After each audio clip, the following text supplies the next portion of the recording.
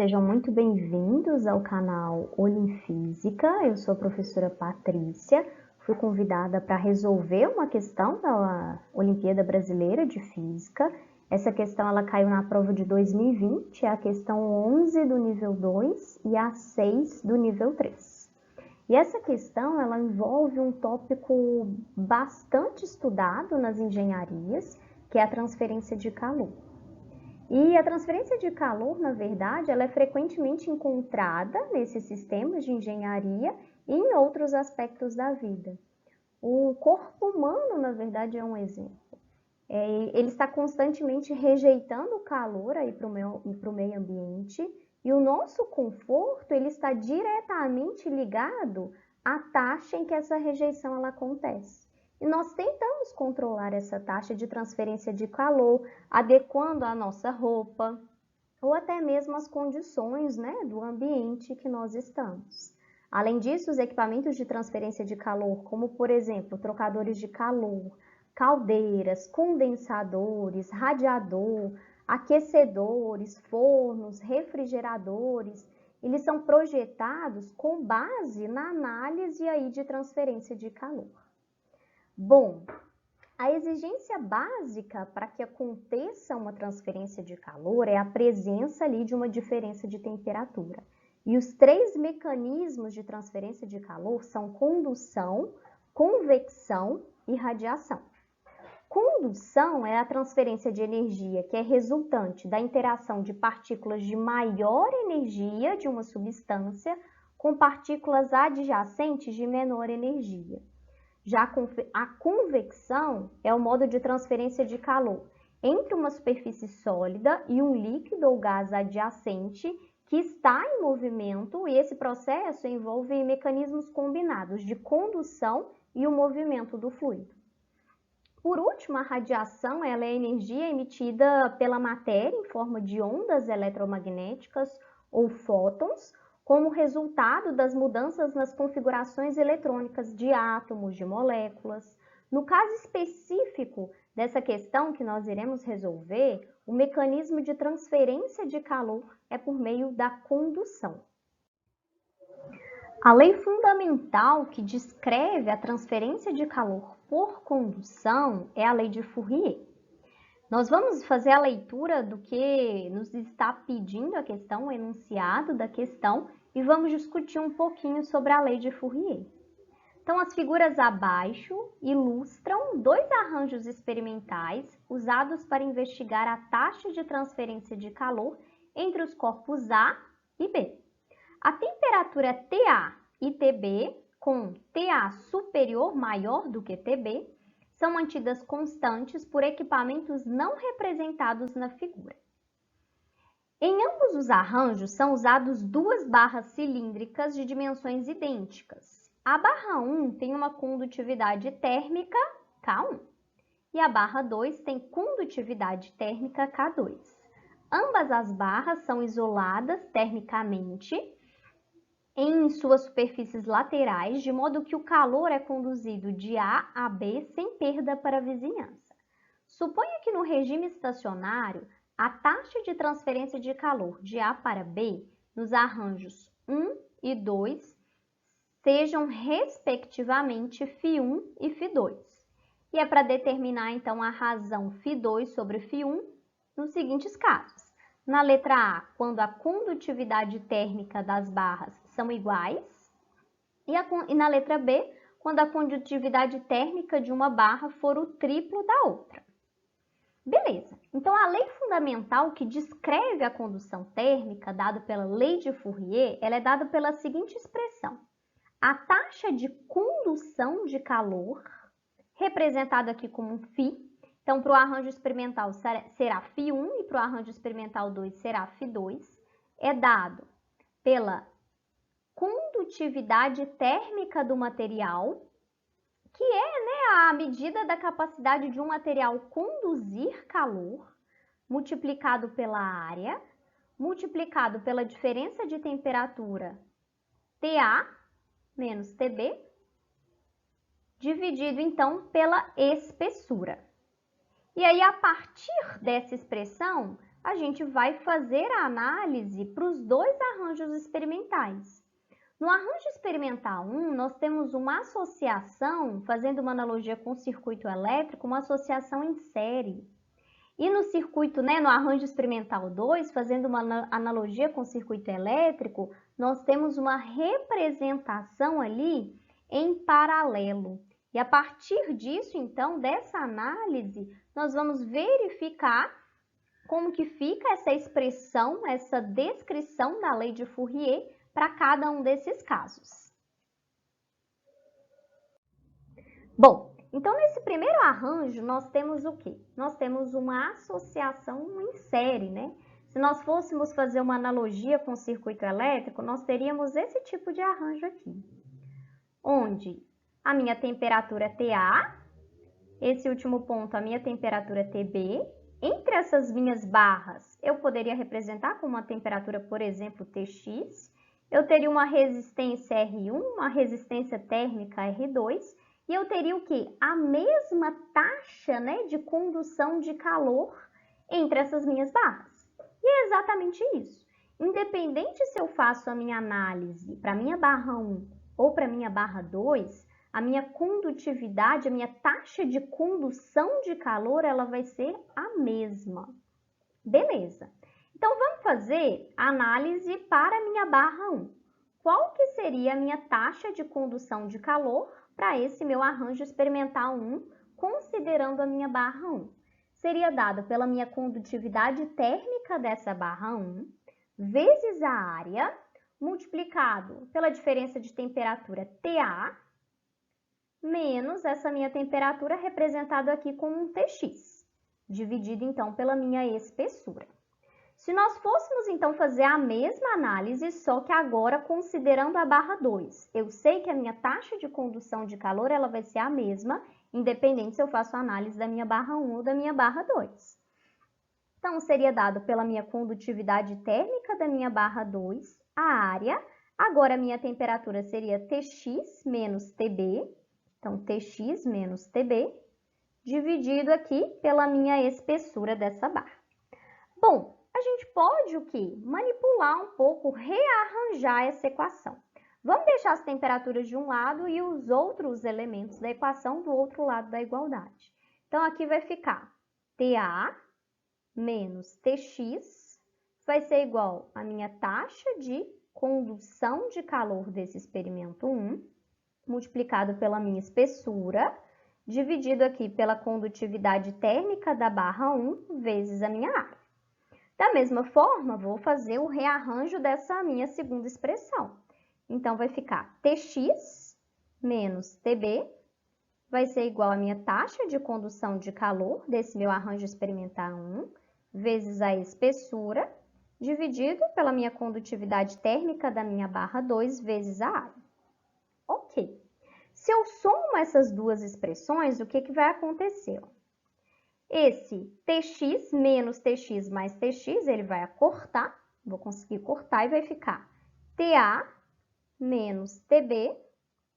Aqui vai ficar, minha taxa de condução de calor vezes L, condutividade térmica 1 vezes área, mais minha taxa de condução de calor 1 vezes L, condutividade térmica 2 vezes área.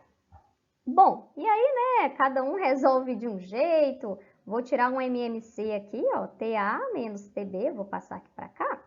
TA menos TB é igual, vou tirar o MMC, K1, K2 vezes área. E aqui vai ficar, minha taxa de condução de calor Φ1 vezes L vezes K2 mais meu Φ1 vezes L vezes K1. Vou rearranjar aqui um pouquinho ainda, Eu quero mesmo esse Φ1, essa representação, essa expressão. Então, eu vou colocar ele em evidência, vai ficar L vezes a minha condutividade 2, mais L vezes a minha condutividade 1, é igual temperatura TA menos temperatura TB, vezes a minha condutividade térmica da minha barra 1, condutividade térmica da minha barra 2, vezes a área. Bom, o que eu quero é chegar nessa expressão, né, da minha taxa de condução de calor desse arranjo experimental 1. Desse modo, eu chego que essa taxa de condução de calor desse arranjo experimental 1 vai ser dado por TA menos TB, multiplicado pela minha condutividade térmica da barra 1, condutividade térmica da barra 2, vezes a área. Posso colocar aqui, né, a minha espessura em evidência, L, vezes K1 mais K2.